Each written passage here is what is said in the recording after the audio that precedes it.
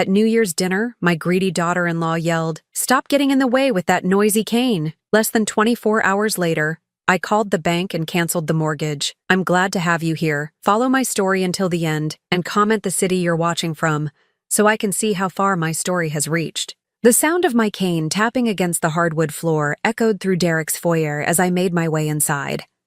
6 months since my hip surgery, and I still needed the support, though the doctor assured me it was temporary. The house smelled of roasted turkey and cinnamon, the kind of warm, inviting scents that should have made me feel welcome. Instead, I felt like an intruder. "Mom, you made it." Derek's voice carried that forced cheerfulness I'd grown accustomed to since he married Jessica 3 years ago. He appeared in the doorway, his smile not quite reaching his eyes as he glanced nervously toward the kitchen. "Of course I made it. Sweetheart, it's New Year's dinner." I adjusted my grip on the cane, trying to minimize the noise it made against the floor. Even that small consideration felt exhausting. The living room buzzed with conversation. Derek's colleagues from the accounting firm mingled with Jessica's friends, their laughter sharp and frequent. I recognized a few faces from previous gatherings, though none had ever made much effort to include me in their conversations. At 68, I'd learned to expect being overlooked at these events. Jessica emerged from the kitchen wearing a stunning red dress that probably cost more than my monthly medication budget. Her blonde hair was perfectly styled, her makeup flawless. She looked every inch the successful marketing executive she was, commanding attention effortlessly. "Margaret," she said, her voice honey-sweet but her eyes cold. "So glad you could join us." "Thank you for having me, dear."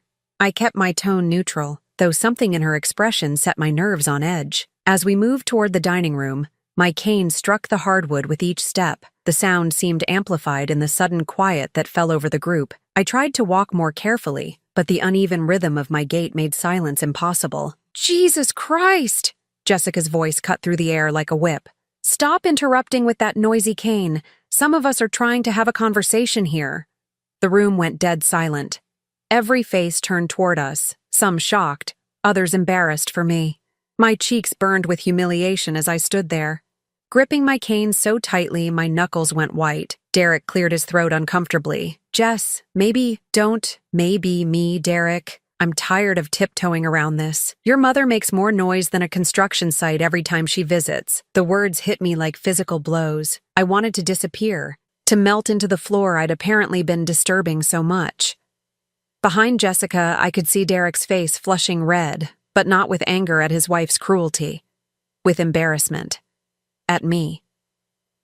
"I can wait in the car," I whispered, my voice barely audible. "That's not necessary," Derek said quickly, though he still wouldn't meet my eyes. Let's have dinner." But Jessica wasn't finished. "Look, Margaret, I know you're going through a tough time with your hip and all, but this is our home. We have guests. Maybe next time you could consider whether you're really up for social gatherings." The dismissal was complete. Not only had she humiliated me in front of everyone, but she'd made it clear I wasn't welcome in what she considered her domain, the house that I had made possible. I thought about the check I'd written 3 years ago, $60,000 for their down payment, money I'd saved for decades from my teacher's pension, money that had made this beautiful home, this perfect life, possible for them. Money that Jessica had never thanked me for, not once. "I understand," I managed to say, my voice steady despite the tears threatening to spill over. "I'll be more careful." The dinner that followed was a blur of forced conversation and sidelong glances. I barely touched my food, each bite sitting like lead in my stomach. Jessica held court at the head of the table, regaling everyone with stories about her latest marketing campaign, her recent promotion, the vacation to Italy they were planning. All of it funded, in part, by my contribution to their mortgage. All of it made possible by my generosity, which had apparently bought me nothing but contempt. When dessert was served, I excused myself quietly. Derek walked me to the door, his hands shoved deep in his pockets. "Mom, about what Jessica said." "It's fine, sweetheart." I patted his arm, forcing a smile. "She's right. I should be more considerate." He looked relieved that I wasn't making a scene, wasn't demanding an apology. His relief cut deeper than his wife's cruelty. As I drove home through the dark streets, Jessica's words echoed in my mind. But underneath the humiliation, something else was growing. Something cold and determined. I'd been considerate long enough. The silence in my small apartment felt deafening after the chaos of Derek's dinner party. I set my purse down carefully, my hands still trembling from the evening's humiliation. The cane clattered against the kitchen counter as I tried to steady myself, and even here, in my own home, the sound made me wince. I poured myself a glass of wine, something I rarely did anymore, but tonight felt like an exception. The burgundy liquid burned slightly as it went down, a welcome distraction from the ache in my chest. 68 years old, and I'd never felt so small. I sank into my worn recliner, the one Derek had always teased me about keeping. "Mom, this thing is older than I am," he'd say, but it was comfortable and familiar. Unlike his wife's cold leather furniture that looked beautiful but felt like sitting on ice, the photo on my side table caught my eye. Derek's college graduation. He looked so proud in his cap and gown, his arm around my shoulders as we posed outside the university auditorium. I remembered that day so clearly. The pride in his eyes when he walked across that stage, the way he'd hugged me afterward and said, "I couldn't have done this without you, Mom." $43,000. That's what his education had cost me. 4 years of working double shifts at the elementary school, tutoring kids after hours, and spending my summers cleaning offices to make ends meet. I'd never told him how many dinners I'd skipped, how many bills I'd paid late, how many times I'd worn shoes with holes in them because his tuition came first. I'd never told him because that's what mothers do. We sacrifice silently and we do it gladly, but tonight, that silence felt less like love and more like stupidity. My phone buzzed. Derek's name appeared on the screen. I stared at it for 3 rings before answering. "Mom, I just wanted to call and, well, Jessica feels bad about what happened tonight." Even through the phone, I could hear the lie in his voice. Jessica didn't feel bad. Derek felt uncomfortable, and this was his attempt to smooth things over without actually addressing what had happened. "It's fine, honey. I understand I can be disruptive." "No, Mom, that's not..." He sighed heavily. "Look, Jessica's under a lot of stress at work. She didn't mean to snap like that." There it was. The excuse I'd been expecting. Jessica's stress, Jessica's work, Jessica's feelings. What about mine? "Of course, dear. These things happen." Good. I'm glad you understand. Maybe next time we can have dinner at your place instead? Might be more comfortable for everyone. More comfortable for Jessica. He meant. So she wouldn't have to endure the sound of my medical equipment in her perfect home. After we hung up, I sat in the growing darkness, not bothering to turn on the lights. The conversation replayed in my mind, but it wasn't Derek's weak apology that bothered me most.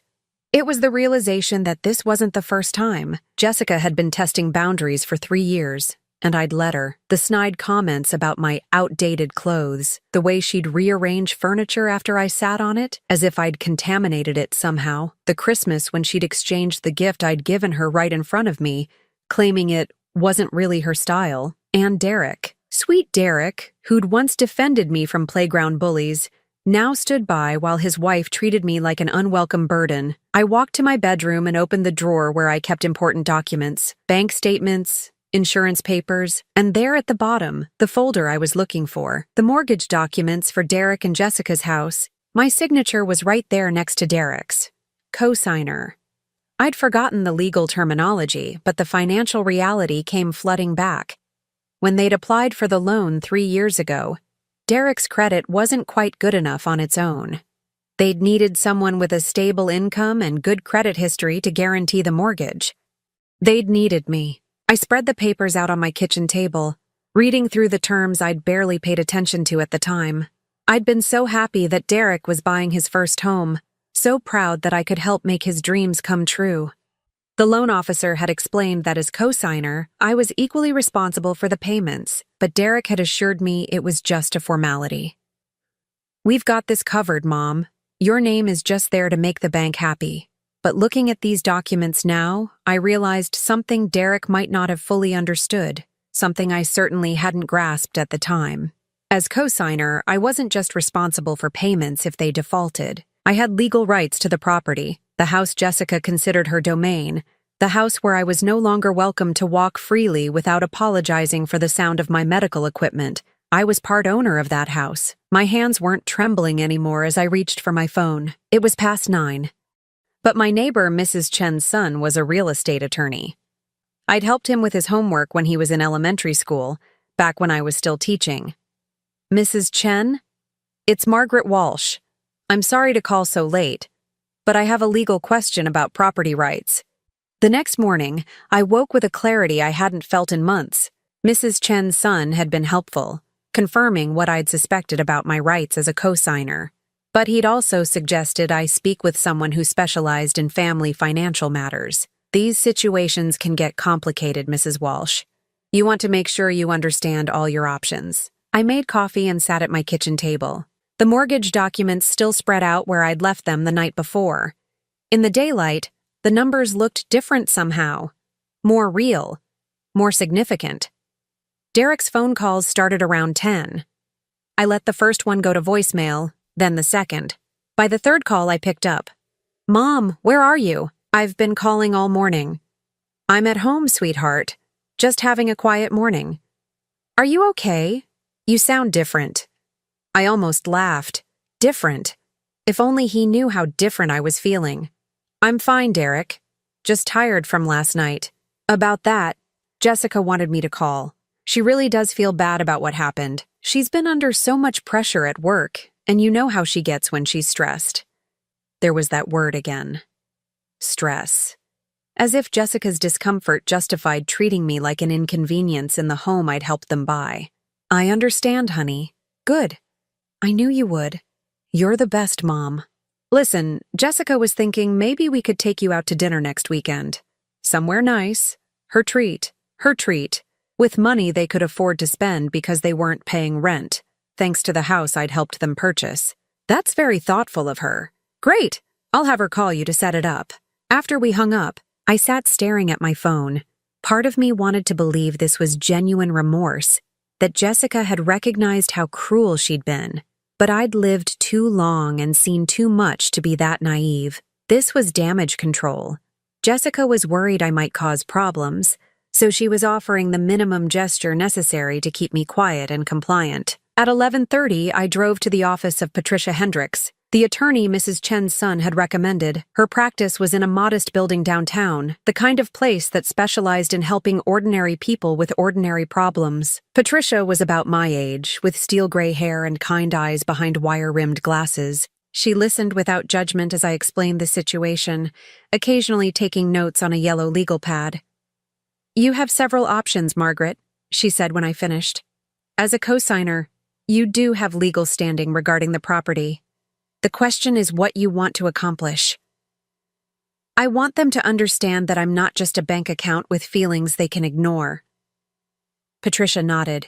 The nuclear option would be to demand immediate payment of your portion of the mortgage or force a sale of the property. But that's a last resort. It would likely destroy your relationship with your son permanently. What about less drastic measures? You could remove yourself as co-signer, but only if they can qualify for refinancing without you. Given that they needed you initially, that might not be possible. Or, she paused, studying my face. You could simply let them know about your legal rights without immediately exercising them. Sometimes awareness is enough to change behavior. I left Patricia's office with more questions than answers, but also with something I hadn't had in a long time. Options. That afternoon, I did something I rarely did. I looked up Jessica on social media. I'd never been one for Facebook or Instagram, but Derek had shown me Jessica's accounts before, proud of her professional success and social media presence. What I found made my blood run cold. Posted just 2 hours ago was a photo of their perfectly appointed living room, captioned, "Finally recovered from hosting last night's dinner party. Some guests require more patience than others. Hosting challenges, family drama, cheek are blessed." The comments below were worse.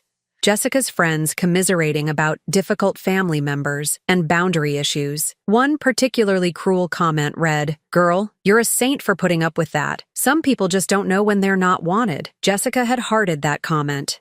I screenshot everything before closing the browser. The woman who was supposedly feeling guilty about her behavior was actually mocking me online, turning my humiliation into content for her social media followers. My phone rang. Jessica's name appeared on the screen. Margaret. Hi. Derek told me he talked to you about dinner next weekend. Her voice was sickeningly sweet, the same tone she'd used when she wanted something. Yes, he mentioned it. Great. I was thinking that little Italian place on 5th Street. Nothing too fancy, just the three of us having a nice meal together. I really want to clear the air about last night. That's very thoughtful of you, Jessica. Perfect. How about Saturday at 7? I'll make reservations. After she hung up, I sat in my quiet apartment, thinking about her social media posts, her fake apology call, and the dinner invitation that was clearly designed to make Derek think his wife was making an effort. I thought about $43,000 in college tuition, $60,000 for their house down payment, the countless birthday gifts, Christmas presents, and emergency loans that were never quite paid back. I thought about being treated like a burden in the home my money had helped them buy. Patricia had talked about the nuclear option, warning me it would likely destroy my relationship with Derek permanently. But as I sat there in the growing darkness, I wondered if that relationship was already destroyed. Maybe it was time to find out what I was really worth to them. Friday morning, I dressed carefully in my best navy suit and drove to First National Bank, the same bank where I'd co-signed Derek's mortgage 3 years ago, full of hope and pride in my son's achievement. Today, I felt neither hope nor pride. Only a cold determination that surprised me with its intensity. The loan officer, Mr. Peterson, remembered me from the original mortgage application. His smile was warm and professional as he pulled up Derek and Jessica's account on his computer screen. I need to understand my options regarding the co-signed mortgage, I said, keeping my voice steady. He scrolled through the account details, his expression growing more serious. Well, Mrs. Walsh, as co-signer, you have the right to be removed from the loan, but only if the primary borrowers can qualify for refinancing without your guarantee. Given their current debt-to-income ratio, he paused, checking additional screens. I'm afraid that's unlikely. What if I want to exercise my ownership rights? His eyebrows raised slightly. You mean demanding payment of your portion? That would trigger an immediate review of the loan terms. If they can't pay your share within 30 days, the property would likely go into foreclosure proceedings. The weight of those words settled over me. Foreclosure. It sounded so harsh, so final. But then I thought about Jessica's social media posts, her fake concern, her complete lack of genuine remorse. What would my portion be worth? Mr. Peterson calculated quickly. Based on current market value and the amount paid down so far, your share would be approximately $180,000. $180,000. More than enough to buy myself a smaller place, maybe a nice condo with no stairs and no memories of being treated like an unwelcome burden. I'd like to proceed with formal notification of my intent to collect my ownership share. His fingers hesitated over the keyboard. Mrs. Walsh, I have to ask, are you sure about this? These situations can become very complicated, especially when family is involved. I'm sure. The paperwork took an hour to complete. Legal notifications would be sent to Derek and Jessica within 24 hours, informing them of my decision to exercise my ownership rights and demanding payment of my share within 30 days. I drove home with a strange sense of lightness, as if I'd been holding my breath for years and could finally exhale. Saturday evening came faster than I'd expected. I arrived at the Italian restaurant at exactly 7 o'clock, wearing the same navy suit I'd worn to the bank. Derek and Jessica were already seated at a corner table, Jessica looking radiant in a cream-colored dress that probably cost more than my monthly grocery budget. Mom! Derek stood to hug me, his smile bright but his eyes anxious. You look great. Thank you, sweetheart. I settled into my chair, noting how Jessica's smile seemed forced. Margaret, you look lovely. That color is so classic on you. Classic. Code for old-fashioned, I was learning to translate Jessica's particular brand of passive aggression. We ordered wine, made small talk about the weather, discussed Derek's latest project at work. Jessica was being unusually attentive, asking about my physical therapy, complimenting my earrings, even suggesting we should get together more often. It was a masterful performance, and under different circumstances, I might have been fooled. "I really do want to apologize again for New Year's Eve," Jessica said as our entrees arrived. "I was completely out of line. Derek's told me how much you mean to him, and I realize I haven't always been as welcoming as I should be." "These things happen," I replied, cutting my chicken carefully. "I was thinking we could start fresh. Maybe you could come over next Sunday for dinner. I could make that pot roast you mentioned loving." "That's very thoughtful." Derek looked relieved, clearly believing his wife's performance was working. Jessica seemed emboldened by my calm responses. "And I want you to know, Margaret, that Derek and I both consider you part of our family. Our home is your home. Our home, not their home." Interesting choice of words. My phone buzzed with a text message. I glanced at it discreetly, a confirmation from Mr. Peterson that the legal notices had been delivered that afternoon. "Is everything all right?" Jessica asked, noticing my phone. "Just a confirmation about some paperwork I had done yesterday." Derek's phone rang then. He frowned at the number, not recognizing it. "Sorry, I should probably take this. It might be work." He stepped outside to answer, leaving Jessica and me alone at the table. Her warm demeanor shifted almost immediately. "Look, Margaret, I know we've had our differences, but I hope you understand that Derek and I are building a life together. We need space to do that without—" She paused, searching for the right words. "Without feeling like we're being watched or judged all the time." "I understand perfectly." "Good. I'm glad we can be honest with each other." Through the restaurant window, I could see Derek pacing back and forth, his phone pressed to his ear. His face had gone pale, and he kept running his free hand through his hair, a nervous habit from childhood. When he came back to the table, his hands were shaking.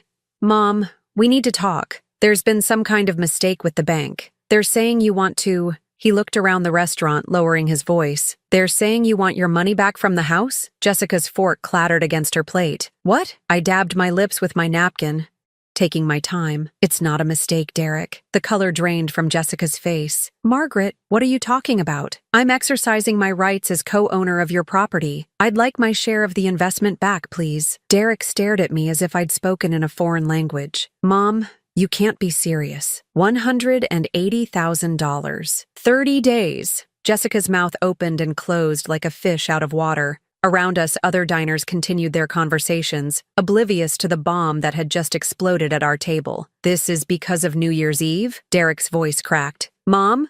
Jessica apologized. "We're trying to make things right." I looked at my son, this man I'd sacrificed so much for, who'd stood by while his wife humiliated me, and then tried to smooth it over with a dinner invitation. "This isn't about New Year's Eve, Derek. This is about respect. And self-respect." I stood up, placing my napkin on the table. "Thank you for dinner. It was very illuminating." As I walked away, I could hear Jessica's voice rising behind me, all pretense of sweetness gone. "Derek, do something.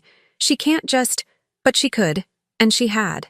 The silence in my apartment that night was different from the crushing quiet I'd endured after New Year's Eve.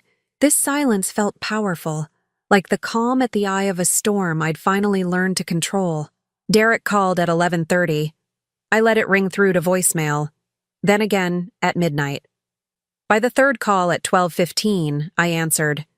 "Mom, please, we need to talk about this."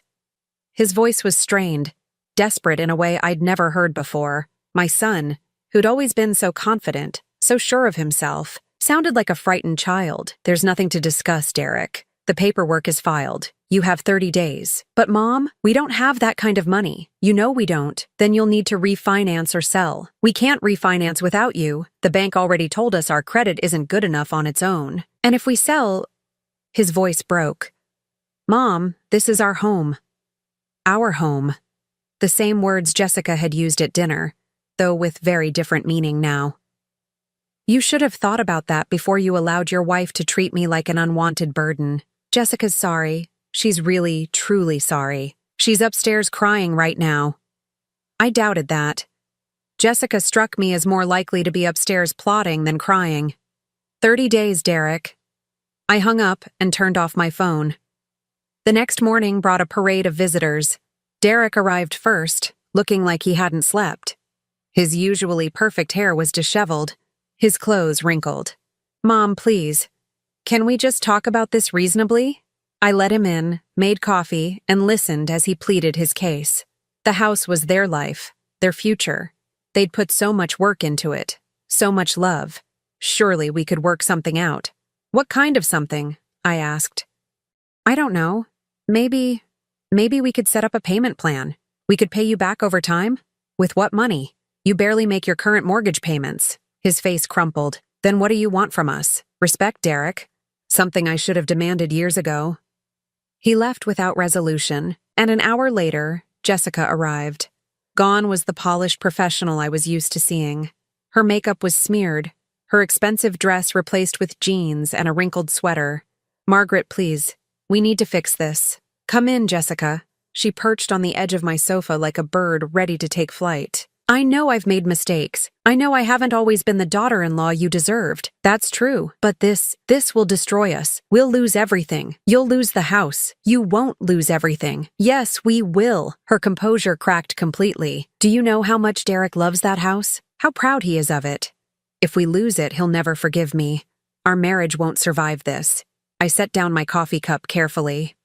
"Are you asking me to save your marriage? I'm asking you to give us a chance. I'll do anything. I'll apologize publicly. I'll delete those social media posts. She stopped, realizing she'd revealed her hand. "You'll delete the posts where you mocked me to your friends?" Her face went white. "You saw those?" "I saw them. And the comments, and your response to them." Tears started flowing then, real ones this time. "Margaret, I'm so sorry. I was angry and embarrassed, and I handled it all wrong. But please don't destroy my marriage over this." "I'm not destroying anything, Jessica. I'm simply claiming what's mine." She left shortly after, and the house fell quiet again, but not for long. Over the next week, the calls intensified. Derek phoned multiple times daily, his desperation growing more apparent with each conversation. Jessica tried a different approach, sending flowers with increasingly frantic apology cards. "To the mother-in-law I should have treasured," read one. "Please forgive a foolish woman's mistakes," read another. "My sister Helen called from Phoenix. Margaret, Derek contacted me. He's beside himself. Surely you can work something out." Even Mrs. Chen from next door stopped by, clearly sent by Derek to appeal to my better nature. "Margaret, that boy loves you so much. Maybe there's room for forgiveness." But the most telling call came on day 10. Derek's voice was hollow, defeated. "Jessica moved out yesterday. I felt a pang of something, not quite sympathy, but not satisfaction either." "I'm sorry to hear that. She said she can't watch me lose everything because of her mistakes. She's staying with her sister until we figure this out." "And what are you going to figure out?" "I don't know, Mom. I really don't know." The silence stretched between us, filled with years of unspoken hurts and disappointments. "She's not a bad person," he said finally. She doesn't understand what family means. Not the way you taught me." "Did I teach you that, Derek? Because from where I'm sitting, it doesn't seem like the lesson took." Another long pause. "You're right. I failed you. I've been failing you for years, and I didn't even see it. For the first time since this began, my resolve wavered slightly. This was my son, my only child, the boy I'd sacrificed everything for. 20 days left," I said softly, and hung up. That night, I stood at my kitchen window looking out at the city lights, wondering if I was doing the right thing. Part of me wanted to call Derek back, to fix this somehow, but I thought about Jessica's social media posts, about years of subtle disrespect, about being treated like an inconvenience in the home my money had bought. Some lessons, I realized, could only be learned the hard way. On day 27, Derek appeared at my door. Not the broken man who'd been calling me in desperation, but my son, really my son. For the first time in years, he was alone. "May I come in?" I stepped aside, noting the changes in him. His clothes were rumpled, his face drawn with exhaustion, but there was something different in his eyes. Something clearer. "I came to tell you that you're right." I gestured for him to sit, but he remained standing, hands clasped behind his back like a schoolboy about to recite a difficult lesson. "I've spent the last 3 weeks trying to figure out how to fix this situation. How to find the money, How to convince you to change your mind. How to save the house. He looked directly at me. But that's not really the problem, is it? What do you think the problem is? The problem is that I forgot who raised me. I forgot what you sacrificed for me. I let someone else's voice become louder than my conscience. His voice cracked slightly. I let my wife humiliate my mother, and then I tried to sweep it under the rug with dinner invitations and weak apologies. I sat down slowly, my cane resting against the arm of my chair. Derek, no, let me finish, please. He took a shaky breath. Jessica filed for divorce yesterday. She's convinced this is all your fault, that you're vindictive and cruel. She can't understand that actions have consequences. I felt a stab of something. Not quite guilt, but close to it. I'm sorry about your marriage. I'm not. The words came out firmly, surprising us both. I'm sorry it took losing everything to see what I'd become, but I'm not sorry it's over. He moved to the window, looking out at the street where he'd played as a child. I called the bank this morning. I'm letting the house go into foreclosure. I can't make the payment without Jessica's income, and even if I could, he turned back to me. I don't want to live there anymore. Too many memories of being someone I don't like. Derek, that's not necessary. We can work something out. No, Mom, we can't, and we shouldn't. He came and sat across from me, leaning forward with his elbows on his knees. I need to start over. Really start over. And I need to do it in a way that honors the woman who raised me. Tears pricked at my eyes. You don't have to lose your home because of this. It was never really my home anyway. Not the way I was living in it. He reached over and took my hand. I want to ask you something, and I want you to think carefully before you answer. I nodded. Would you consider looking for a place together? Not me moving in with you, not you moving in with me, but us finding something new. A duplex maybe, or a house with an in-law suite. Somewhere we can both have our independence, but also have each other. The suggestion caught me completely off guard. Derek, I don't need you to take care of me. I know you don't. But maybe I need to learn how to be your son again. Really be your son. Over the following months, that's exactly what happened. Derek moved into a small apartment after the foreclosure, and we began looking for properties together. Not out of financial necessity, but out of choice.